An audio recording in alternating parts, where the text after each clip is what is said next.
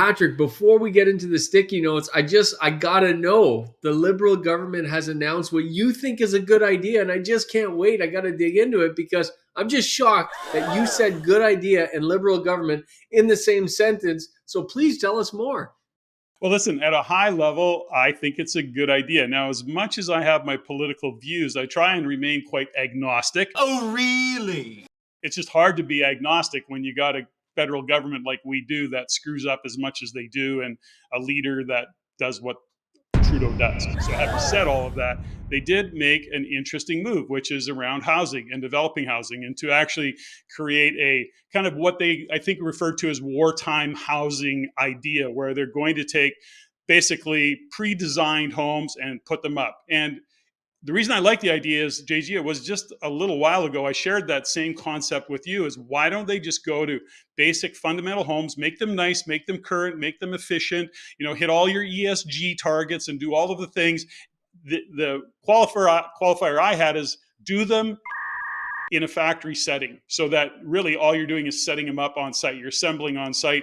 Then you don't need a bunch of tradespeople, which are hard to get a hold of. You can have controlled conditions. Anyways, having said all of that, I'm cautionary with what they're doing, because it is government after all, and really they can screw anything up. But this is, to me, a no-brainer in terms of solving a lot of the housing problem that we have. Go back to that wartime housing thought process. Basic homes, maybe 1,000 square feet, 1,100 square feet they could be, but all up to date, all cool. And then pick and choose the neighborhoods based on what the municipalities need.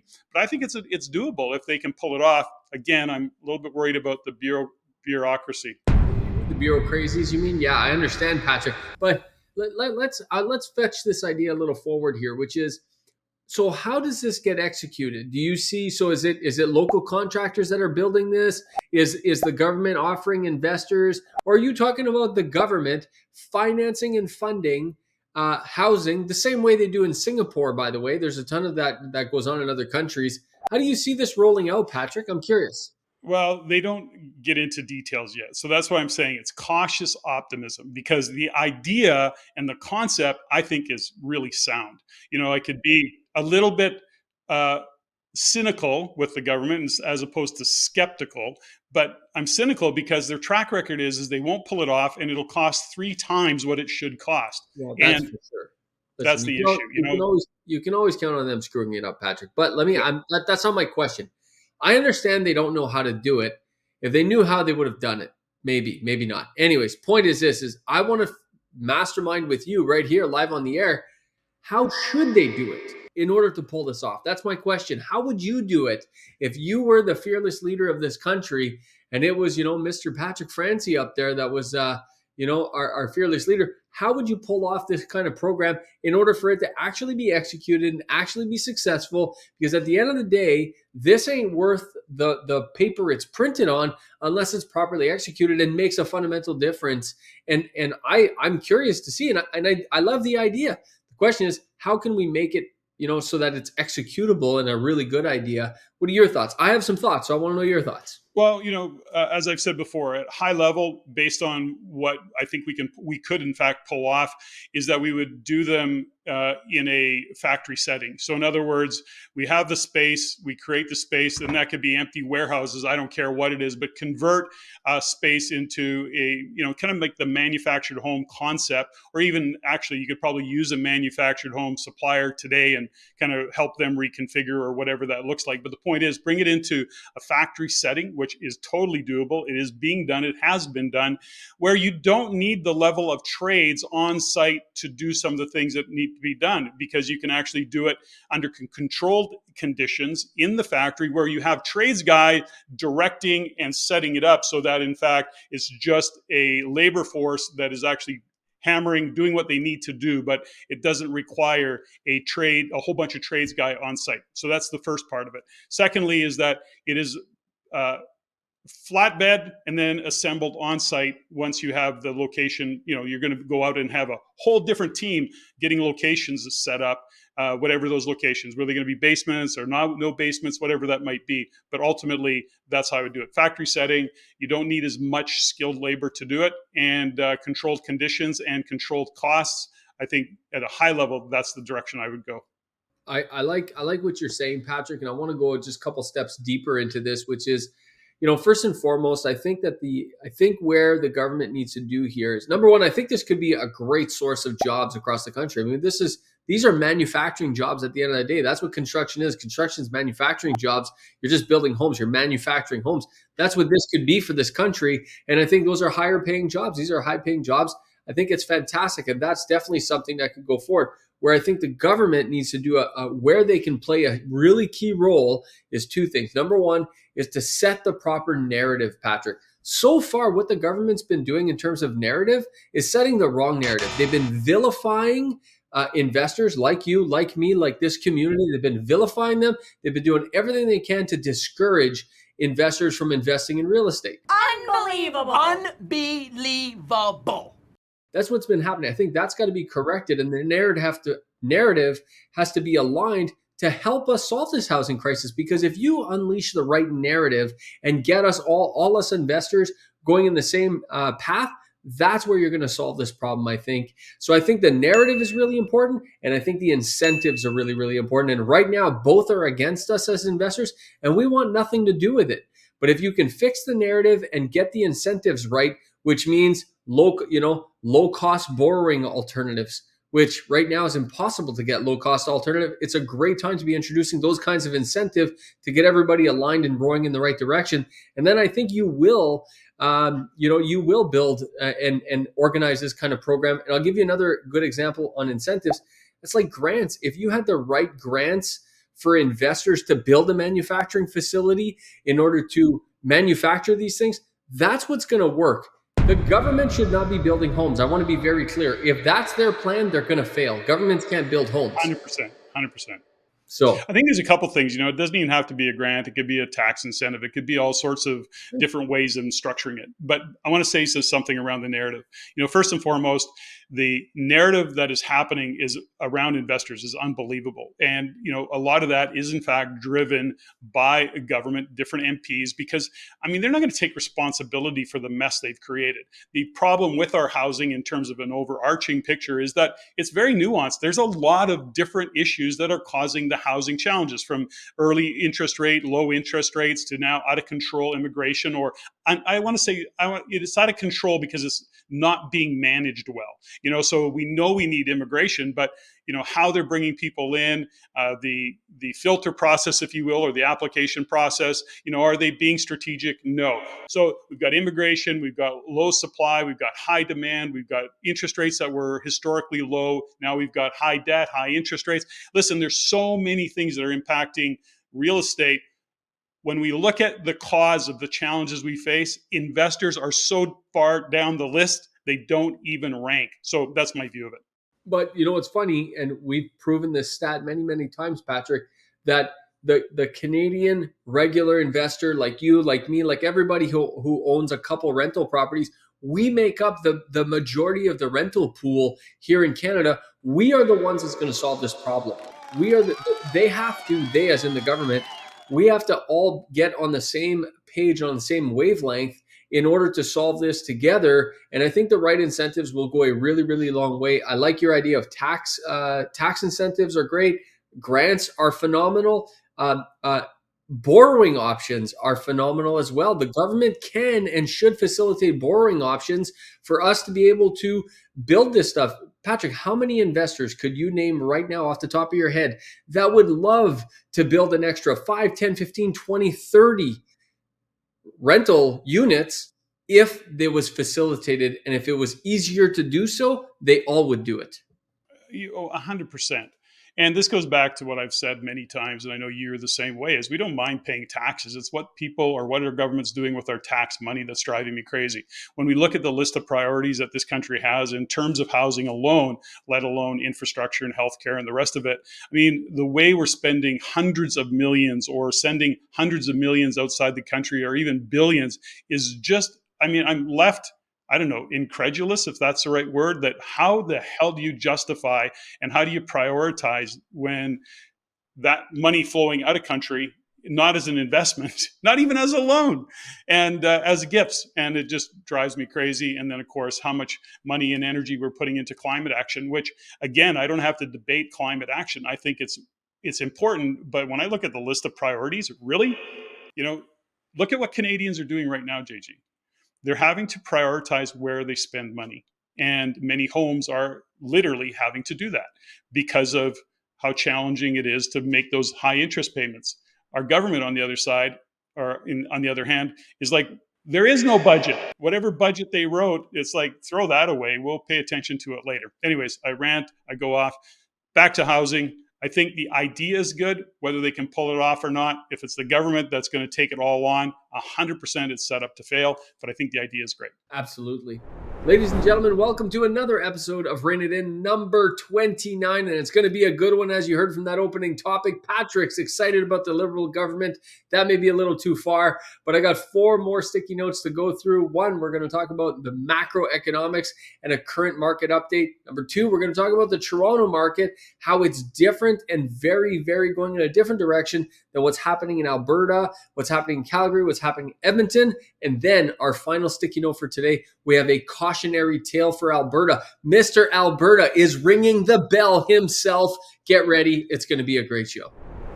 Listen, folks, if you're getting any kind of value out of this, if you appreciate what JG and I are bringing to the table, just a reminder, hit that subscribe button, hit that bell for notification, throw some comments in. What value are you getting? Let us know what you like, even what you don't like. But let's get those algorithms cranked up there. We're growing, but it's a lot slower because there's a lot more viewers. Anyways, hit that subscribe button, hit the bell. We look forward to delivering you more.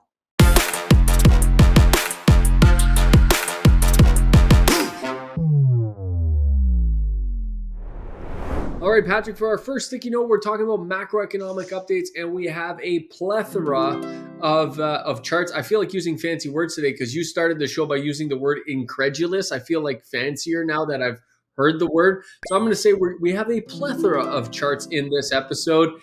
Here's one, Patrick, where Canada's household debt service ratio is hitting record highs. Now, what I find interesting about this chart, and then I'll let you comment, is it's forecasting into the future. I'm curious to see if this chart has taken into account any rate cuts, because obviously rate cuts would change this chart in the forecast. Yeah, they don't say in this particular chart, but to your point, number one, we look at charts, we look at the data, and then we try and do our best to connect the dots as what does that mean to us as investors. So when we start to look at, the household debt hitting record highs, I mean, to me, that says, okay, spending is going to have to stop. Now, keep in mind, is spending will slow down. That was the whole point of raising rates. That's why the Bank of Canada does it, is to slow down an economy. So, it's having that impact, it's having that effect to the degree it is. It's hard to trust any numbers these days, whether it's US or Canada government, by the way. I mean, the numbers just don't jive. Having said all of that, we look at the increase in what it's costing. And by the way, JG, that's debt service is not just mortgages, because the reality of it is that most mortgages have not come due for the increase in rates. So they are going to hit in 2025 and 2026 primarily, a little bit next year, of course, but 25, 26 are the big years.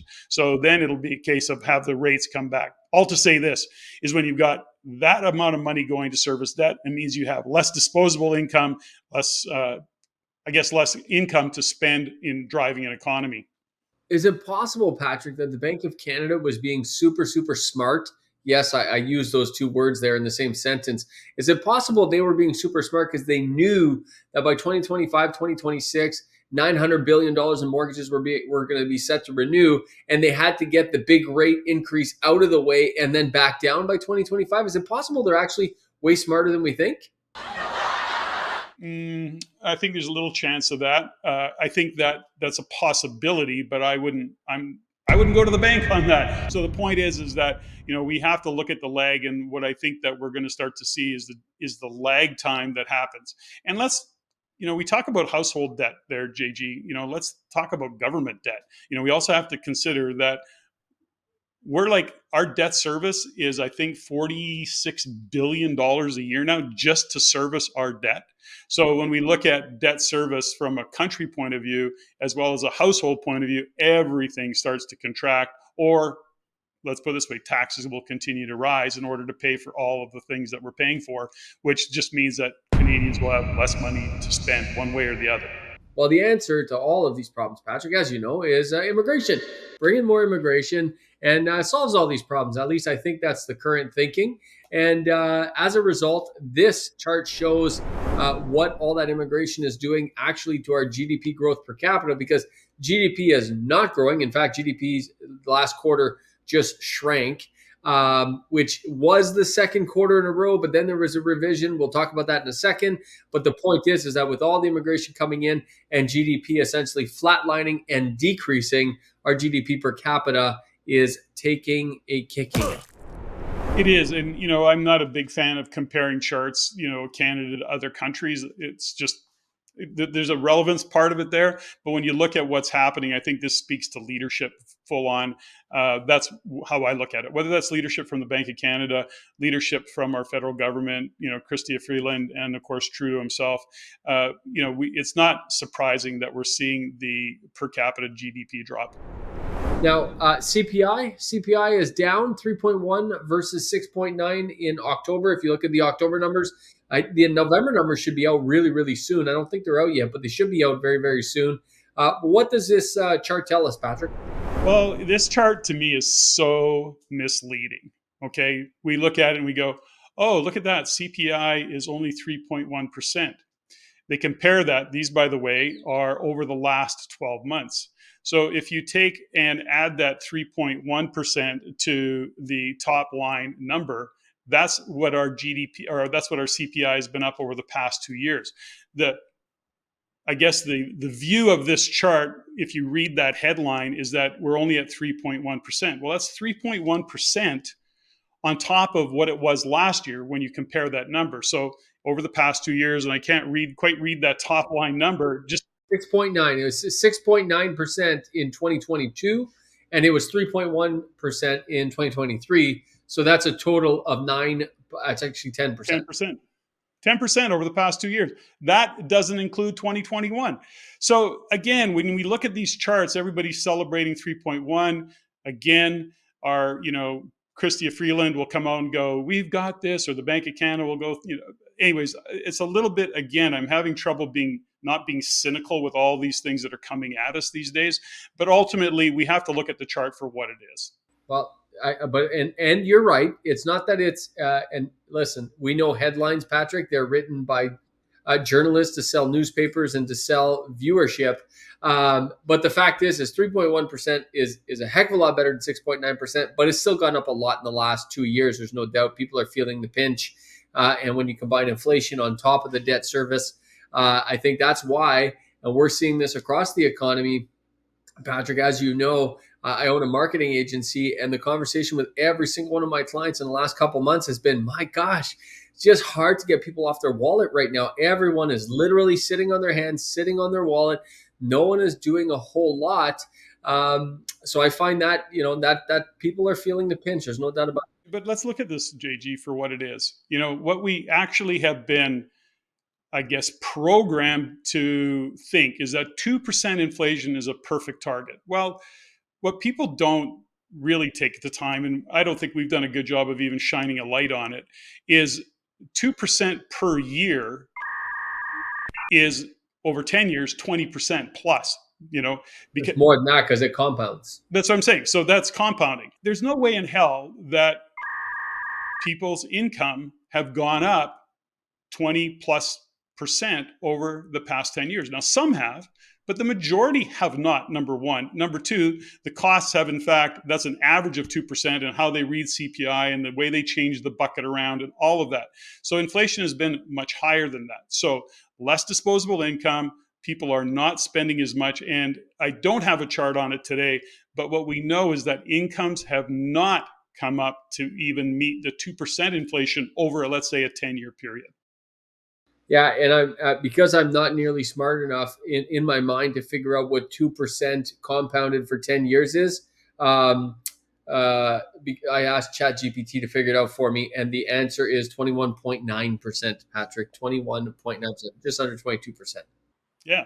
So what did people do? It kind of fooled everybody in general, because interest rates were very low. So everybody was borrowing their future. So in other words, they're pulling, as the term is, pulling their future into today. I mean, we're looking at it from a real estate investment point of view and leveraging capital, but lots of people were buying boats, they're buying lifestyle, they're buying renovations, they were doing all sorts of things with that money.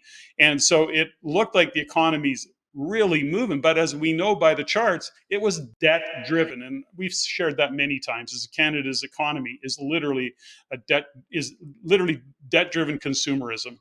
And housing was a big part of it. This chart here, Patrick, shows a rent inflation, how it's picking up in Canada. I guess it's going down in the US, but in Canada, rents are still ripping and roaring for sure. And that's one of the side effects of high mortgage rates is more and more people end up renting. When you have really high mortgage rates, that means that more people go to renting. And we've talked about that a lot on the show, where actually the renter profile is better than I think it's ever been in terms of some incredible renters out there looking for a great place to live, can't afford a mortgage, they end up renting. By the way, that has an effect. That has an effect on the entire rental market, and that's what you're seeing here today. Because those great renter profiles that make six figures in their family or more, they can't necessarily afford a home, but they're willing to pay more for a nice home to rent. And as a result, this starts pushing up the rents. And we've been seeing that, Patrick. Look at this chart since early 2022.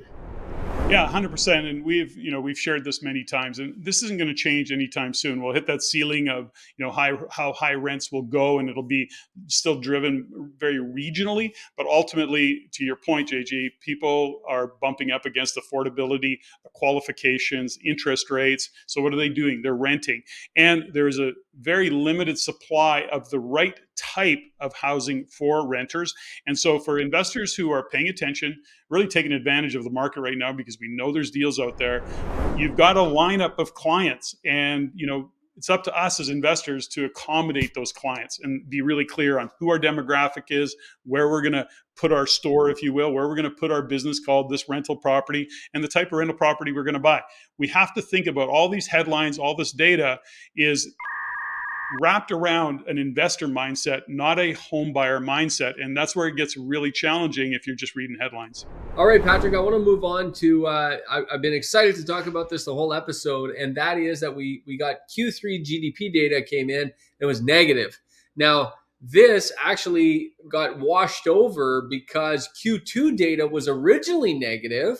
It was negative 0.2%. Now, it has been revised up to 1.4%. Therefore, we're not technically in a recession, but I find it fascinating, Patrick. And I talked about this a year and a half ago, where I said it's very difficult for countries to figure out when they are in a recession because this data is continually being revised all the time. It's negative, it's positive. So by the time the recession happens, it'll show up in the data typically a couple of quarters too late. And this is interesting because here you have the second quarter of negative GDP, could have indicated a technical recession, which that doesn't mean a whole lot, but hasn't happened because Q2 GDP was revised positive. Well, we've been saying, gosh, for how long is we just don't see the data showing up for a recession. Now, has it slowed down dramatically in some areas? For sure. When you look at Ontario, for example, and that being our, biggest population, when they talk about a recession, what's happening in Ontario affects everything. So again, is it a Canadian recession? I guess arguably yes and arguably no, because when you look at some of the Western provinces, we're not having the same challenges as Ontario is. But again, because of population, Ontario is really at the effect of it. So if you live in Ontario, and depending on what you're doing in Ontario, what your business is, what part of Ontario you live in, you're in a freaking recession. I don't care what anybody says. And in other cases, if you're more west, if you're into, again, Alberta, British Columbia, Saskatchewan, the Western provinces, not so much. It's a little bit scary and certainly uncertain, but we're certainly a long ways from what we would call recession territory. Now let's talk about Bank of Canada. Let's talk about the policy rate, Patrick, because they held interest rates. The Bank of Canada held rates in December again. They've now held rates. Is that 3 months in a row? I believe it's 3 months in a row. They've held rates. If I remember correctly, 3 months in a row. And now, given the negative GDP numbers in Q3, and given the unemployment rate is ticking up, all signs are now, and now it's funny because all signs are pointing, and everyone's on the bandwagon of a rate cut, Patrick, and people have pulled the rate cut forecast all the way up to March of 2024, where people are starting to expect that that's when we're going to start getting rate cuts. And this chart indicates, that rates could be down, essentially down 1.25% from 5% overnight rate to 3.75% by the end of next year is part of the projections. Well, I guess at the end of the day, it could be that. I mean, there's a lot of things that, optimism that way, but, I'm not hearing it in Tiff Macklem as he's speaking. You got to listen to the words that they choose. And, Bank of Canada, Tiff Macklem, or whoever on the Bank of Canada is doing the speaking, every word is chosen. So be really clear that Tiff Macklem is not saying that we can anticipate rates going down. He's not saying that at all. Although he's marginally more dovish, he's being very guarded in that. And I think that it does make sense to see rates coming down, because I think the lag will in fact start to show its face and show the impact of the increase in rates. Whether they'll react to that is the question of the day. I mean, common sense says it should go down, but I don't think you can count on common sense. I can't. If I we don't were think counting, if we were counting on common sense, they wouldn't have went this high to start with.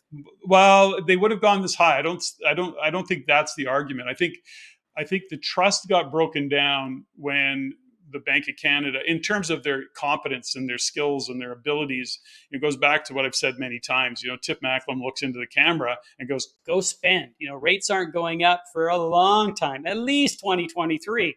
"Oh, okay." Well, so how do you trust that judgment? How do you even consider it going forward now? That was a huge error in judgment. It was a bad call.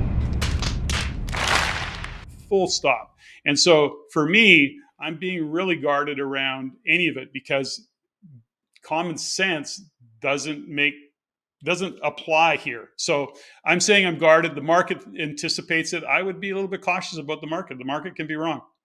Here's what I find fascinating. I'm fascinated and I'm frustrated, which is leading me to be pissed off all at the same time. And that is this: the 5-year government bond yields have dropped like a stone from almost 4.5 down to less than 3.5. You got a whole 1 percentage point there, and the friggin' lenders are not passing that on to their clients. And that, I just renewed a mortgage. I renewed 2 mortgages this week, Patrick, and I'm pushing the bank like, guys, the bond yields are down. Why are you not giving us a discount? And they're just holding steady. And I know why. I know they're scared of defaults, and I know their defaults are going up, and they're hedging their bets. But that really pisses me off, primarily because this is what affects investors most, is this 5-year government bond yield, because most investors are on fixed rates. I would say all, but many of them. And as a result, this could be having a positive effect on investors, but right now it's stuck in limbo land. And the greedy lenders, from my perspective, are hanging on to this margin. And I can't wait for them to let go and to start giving their clients this discount they deserve, so that it can help buoy the market. Well, I think there's, greedy lenders actually make investors look like greedy landlords, in that whole cycle of, doom and gloom. But when we look at what's going on with the big 5 banks in Canada right now, all you have to do is look at their stock prices and see that some of them are down 30, 40, whatever, 50% over the past year and a half or so. So we know that they're getting beat up. Their job as a bank is to make money and to impress their investors. So I don't, and interest rates, it's like them kicking the can down the road in extending amortizations. Just think of the money they're going to make on that. And yeah, their risk goes up, but guess what? Think about the interest that they're making on those deals. So I don't, I agree with you, by the way, but I'm kind of looking at it from the bank's point of view and going, yeah, it's all about, bottom line. Yeah, it will happen though, and I think at some point they're going to pass this along. I believe, I hope, and I'm not sure if it's going to be in the front half of this year of 2024. Look at me, I'm already talking like it's 2024. We're still in 2023, JG, but I don't know if it's going to be in the first half of 2024, the back half. But there's no doubt eventually. I mean, these bond yields are just dropping like a stone, Patrick, and hopefully they continue to go down that road, because this is how fixed rate mortgages are priced. And that would be helpful to us investors. It would be. So, but I'm not going to hold my breath. I'd pass out. All right, Patrick, moving on to the second sticky note now. Let's talk about Toronto. We have a lot of great charts in this episode about Toronto, about Calgary, about Edmonton, and we're kind of comparing what's going on in the GTA Toronto market and what's going on in the Alberta, Calgary, Edmonton market. So let's go through it. This Toronto is, let's just say, suffering a little bit. How's that? Is that a good way to put it?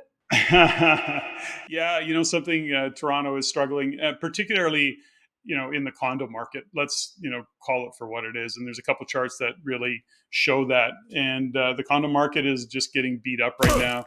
And, ultimately there's a supply issue. There's a closing on completions issue. There's just a lot of things going on in that marketplace. And by the way, rents are coming down. There's so much on the market right now. Rents in the condo market in Toronto, in some buildings of Toronto, have come off quite a lot.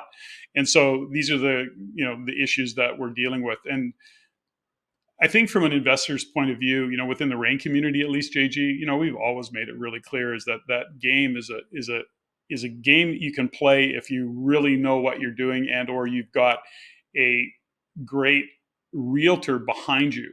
Now, the problem is that wasn't the case. A lot of this, we have said many times, not investors, these are speculators that, blew up that whole condo market. And, here we are today.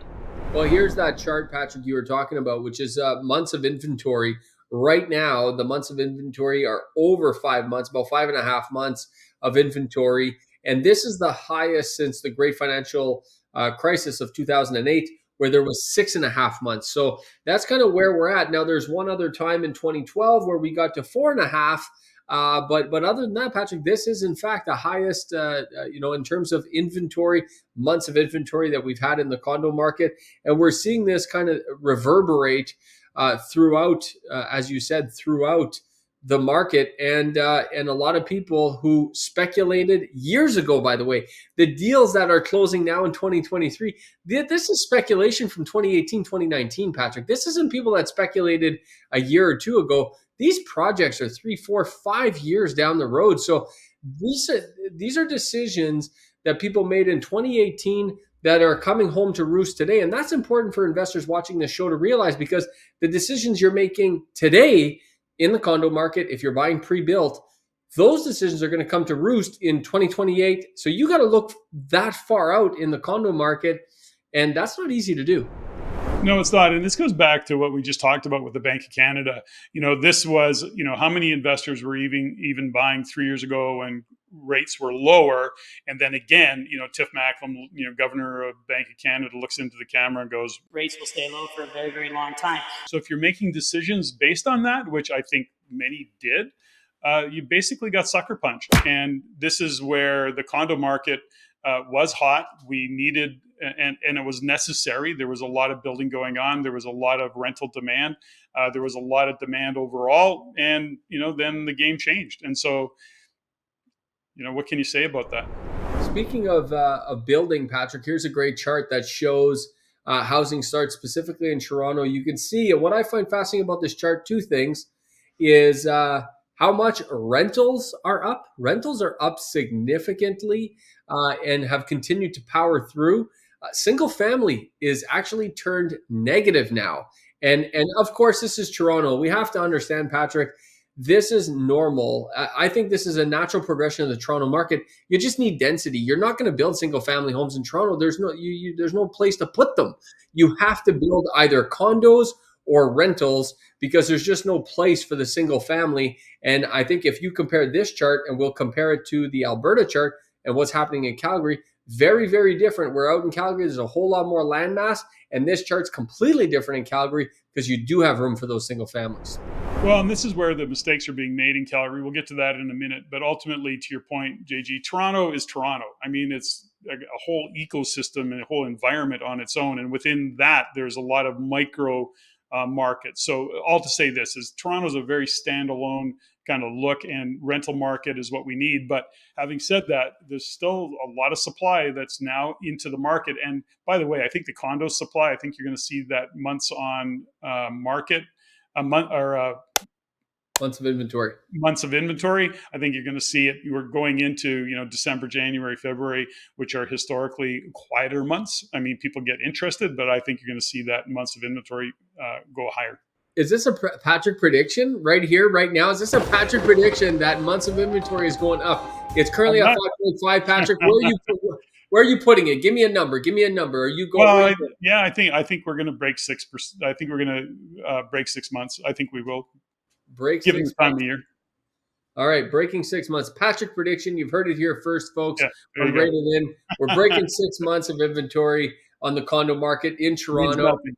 Mark your calendars. We're going to revisit this January, February this year, and we'll see where it's at. Patrick, a couple other things on the Toronto market. Sales to new listing ratio, which is what determines whether or not we're in a buyer's market, a balanced market, or a seller's market.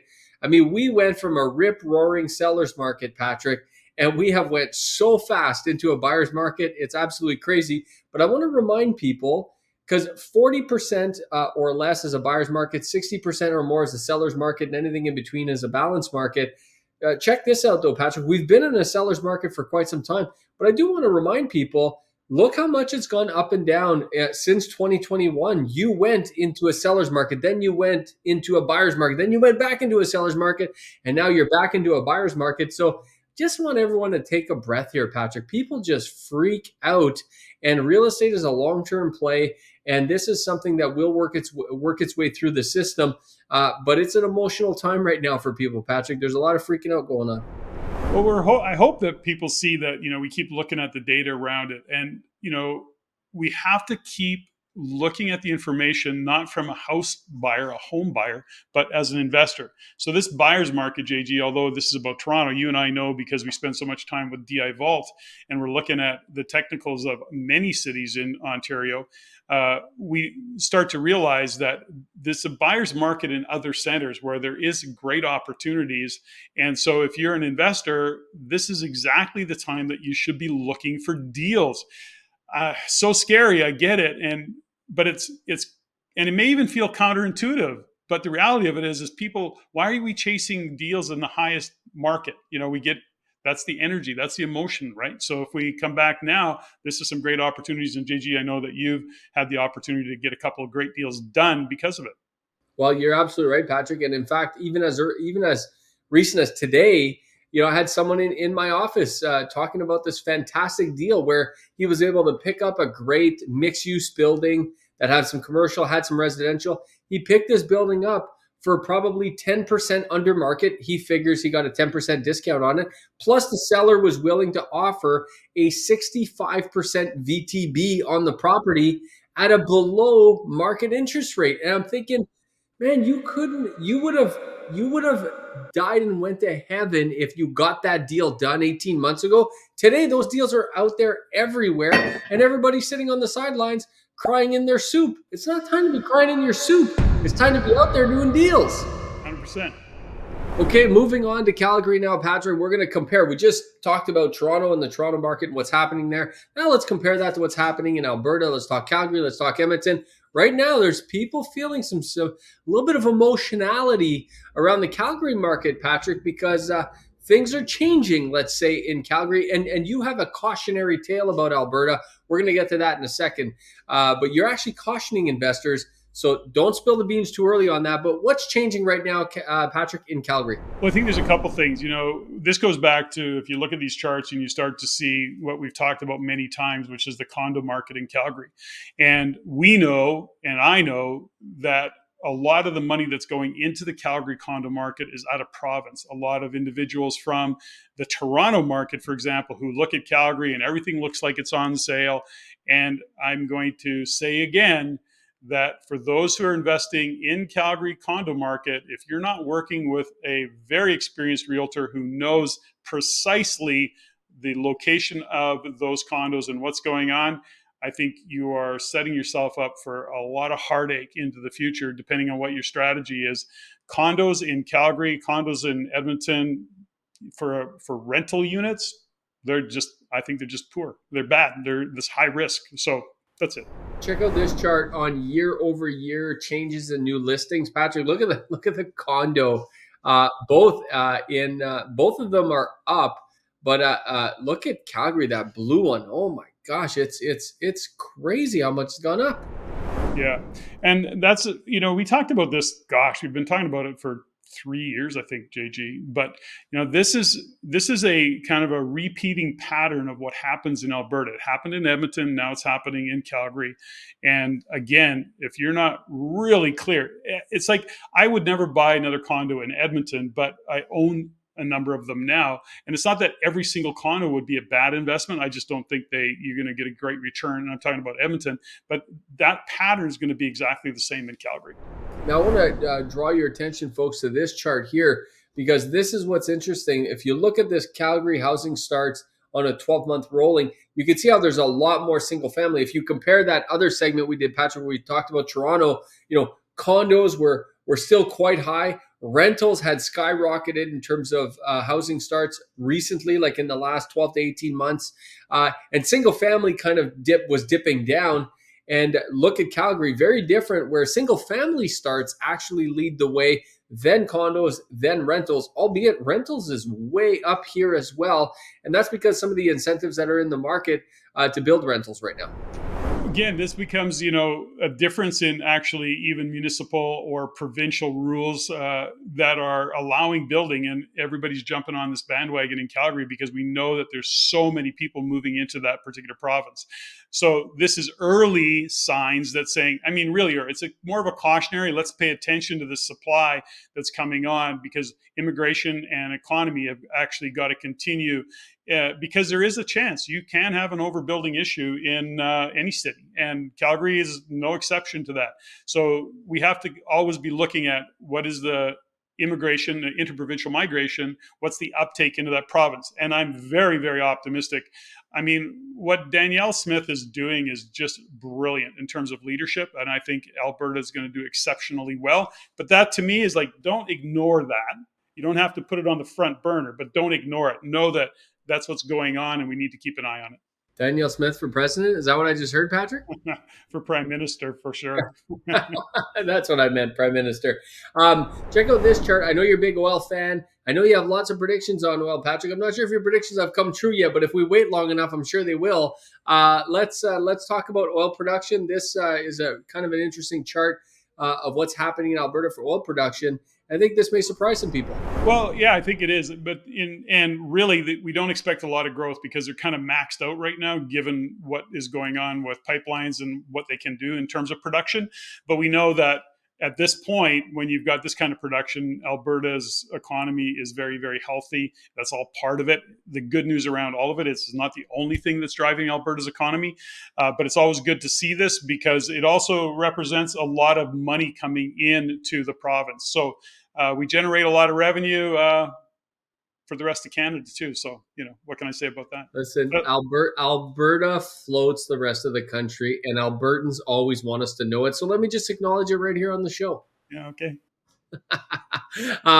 But what I find fascinating about this, Patrick, is we know, because we've showed these numbers before, where the employment in the oil sector in Alberta has been, it's a good thing for Alberta, where the economy is much more diversified than it used to be. But I'm fascinated. 2010 to 2023 isn't that long, and there's been some significant increases in production here. Take a look at this. It's pretty some great way more than 200% growth here in terms of production. But diversification has happened at the same time, and I think that's a good thing.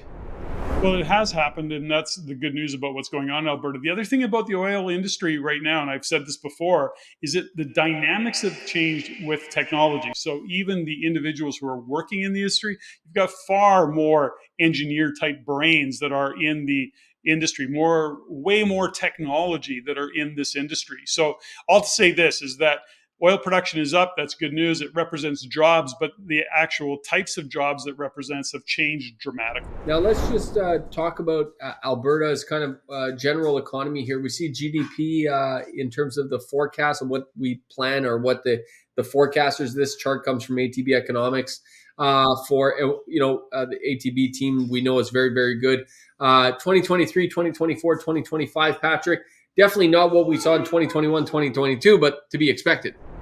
Yeah, and I'm not surprised with these numbers. I'm pretty confident that, I'm not a big fan of forecasts overall, but to your point, is when we look at GDP, especially from ATB, which is the Alberta Treasury Branch, that particular ATB works with a lot of small business owners as well. They're really dialed into small towns, small centers, as well as the bigger cities, of course. But they're more on the pulse of what's going on economically in that province. So as much as that may be a pretty optimistic forecast given what's going on, I think it's more trustworthy, for example, than, let's say, that even the Bank of Canada or StatsCan or RBC for that matter. Now let's look at job vacancies here, Patrick. You'd see right now we got almost 87,000 job vacancies in Alberta. Has definitely come off its highs of just under 100,000, but significantly more than its kind of long-term average. If you see between 2016 and 2020, the average has always been around 40 to 50,000. We're almost double that, Patrick, in terms of job vacancies. You can just see the activity that's going on in Alberta. Well, if you connect the dots back to, that little cautionary thing we did about supply, right now it's not an issue because, in fact, we have lots of jobs in the province and people will continue to move in to get those jobs. People will continue to move in because of the lower cost of living, the lower cost of housing, and all of the things that we've talked about many times. I'm continuing to see some YouTubers, out there talking about This is ridiculous and it's going to crash. And I want to reach out and go, have you ever been out of the province? Like, have you ever existed outside of your backyard? Anyways, that's a little bit sarcastic, but ultimately, when we look at what's happening with Alberta, it is in fact on fire, and I think we're going to see that continue given the jobs that are there. You're going to have lots of immigration. Should we invite them to the show, Patrick? Can we do like an Alberta duel? I'm thinking like a bit of a duel, like old school, We could. I've thought about it. I really have. I can't watch him because he drives me crazy. A couple more charts on this, Patrick. You can speak to the labor force and then the labor force participation, and then we're going to wrap it. Yeah, listen, there's not much to say. The chart speaks for itself. When we look at the labor force, this again, when we look at the long-term real estate success formula, what do we need? Positive GDP. We need jobs and we need population growth. And if you've got those three things, all those three things will, in fact, work together. That will drive the real estate market. It'll drive the rental market. People will come into the province, which is happening, and they will, in fact, rent. Why? Because they still aren't necessarily got a credit rating, and or they're new to the country, whatever that might be, and or they don't know where they want to live yet. They moved from Ontario. I just talked to a couple of coaching clients that I have, and one of them is a couple who's moving from Ontario to Edmonton. And something, they don't know where they're going to live yet. They're going to rent. So this is what's happening. And when we look at this kind of job growth, we know that that's going to continue. Beautiful.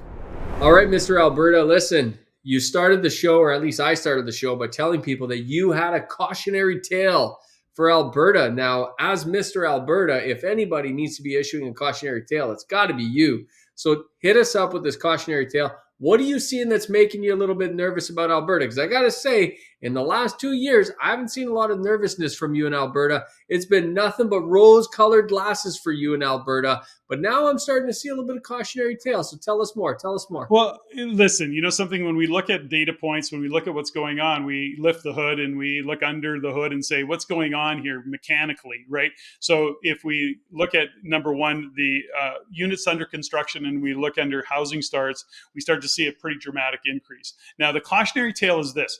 This is, maybe not even a yellow flag. Maybe it's a pink flag. I don't know. But it's a flag that says, don't ignore what's going on here in terms of the supply that's coming into the market.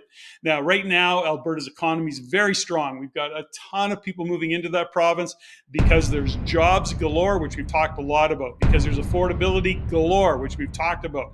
Now, all of this has been leading up to now builders and individuals getting on this, we'll call it bandwagon. I don't know, lack of better words, but ultimately they're building into the market. They see the opportunity, they see the gap, and they're going to fill that gap. Now, like interest rates, there's lag. Like a lot of things economically, there's lag. So in other words, when we look at what's under construction, when we look at housing starts, there's always a little risk in behind the scenes that what happens if we overbuild?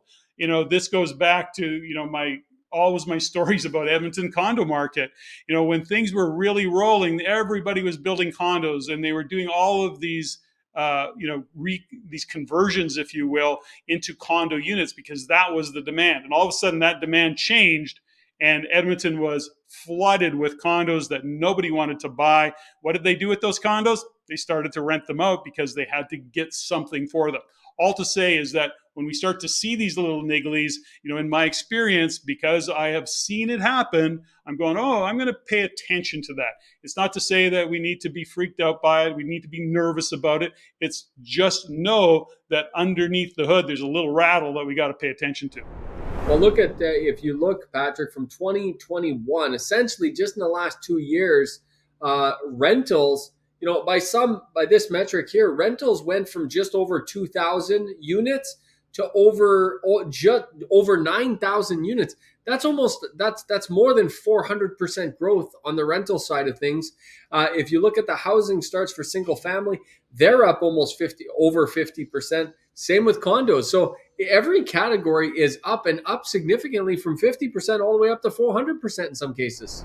Yeah, and we have to look at what we haven't broke down in these charts is what is those units. So what are those rental units made up of? Are they in fact multifamily traditional apartment style? How much of that is condo market that going in and qualifying or going under the rental market build? So, we don't know what the exact numbers there are. And then we have to look at it and go, okay, well, as people are moving into the province, where's the biggest demand? What style of property? So as an investor, again, when we look at the demographic that we're serving and what the household incomes are, what are they doing for a living, we get really clear on who we're serving, and this may affect you, and it may not ever be an issue. We're talking mostly to do-it-yourselfers that are going to own 3, 5, 7, 10 units, right? You heard it here first, folks. Mr. Alberta issuing cautionary tales for Alberta, the one, the only. But that's great, Patrick, and a very good show of data, absolutely, for people to keep an eye on. This isn't something you necessarily take action on today, but something you keep an eye on. And as it goes forward, just see where the data keeps pointing you. Make data-driven decisions, not emotional decisions. 100%. All right, folks, we hope you've enjoyed this show, episode 29 of Rein It In. It was a fantastic show, Patrick, with not only you starting by saying you like what the Liberal government is doing, but then issuing a cautionary tale about Alberta. I don't think I've ever seen a show this controversial from you. Well, and something I have to say, as I said, I like what the Liberal government is doing. I just want to make a real defining mark here, which is I don't like the Liberal government. So let's just make it clear. Not that anybody cares. Hopefully you've enjoyed the show, ladies and gentlemen. Please like, subscribe, comment, and we'll see you on the next episode. Hey, JG, let's take a minute just to say a Merry Christmas, Happy Holidays, whatever other greetings you might have. Looking forward to the new year. We're going to take a quick break. I'm going to go, chop trees in the bush with my lumberjack Santa hat. But the point is, it's been a great year. We look forward to doing more of this into the new year of 2024. So happy holidays, everybody. JG. Yes. Happy holidays. Merry Christmas, everyone. And please pass on Rein It In to your friends and family. Great time to gather around the fireplace and watch Rein It In over the holidays, I think, Patrick. But everyone, Merry Christmas, Happy New Year. And we'll see you in the new year. 2024 starts real soon.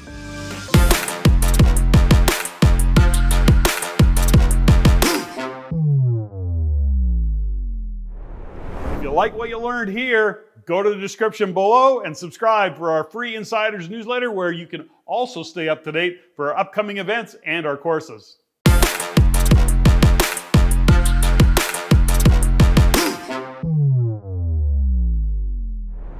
If you want to see more stuff like this, click there.